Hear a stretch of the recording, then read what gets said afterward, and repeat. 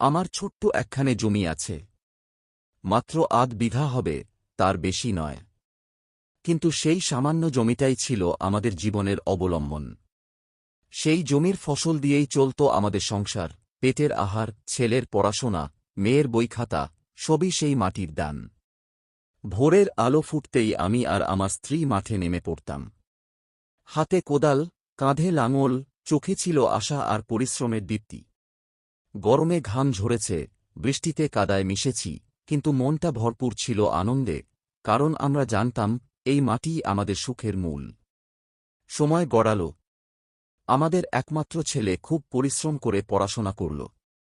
মাটির ঘরের কুপির আলো বসে সে পড়াশোনা করত রাত জেগে। আমরা কেবল ঈশ্বরের কাছে প্রার্থনা করতাম, আমাদের ছেলেটা যেন বড় মানুষ হয়।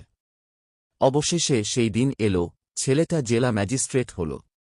খবরটা শুনে আমাদের চোখে জল এল, কিন্তু সেটা আনন্দের জল। গ্রামের মানুষজন সবাই এসে বলল, দেখো, কৃষকের ছেলে আজ জেলার মাথা হয়েছে। এখন আমাদের দিন অনেক ভালো কেটে যায়। ছেলে শহরে বড় বাড়ি করেছে, কিন্তু প্রতি বছর পুজোর সময় গ্রামে ফিরে আসে। তখন পুরো গ্রাম আলোয় ভরে ওঠে, হাসিতে ভরে ওঠে আমাদের মন। ছেলে এখন আরও অনেক জমি কিনেছে।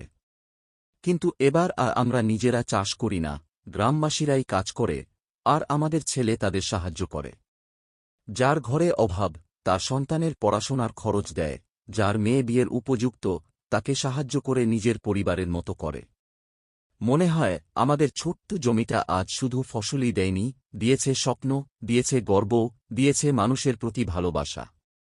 এখন আমি প্রতিদিন মাঠের পাশে দাঁড়িয়ে সূর্যাস্ত দেখি, আর মনে মনে বলি, আমার ছোট্ট জমিটাই ছিল আমার জীবনের সবচেয়ে বড় আশীর্বাদ।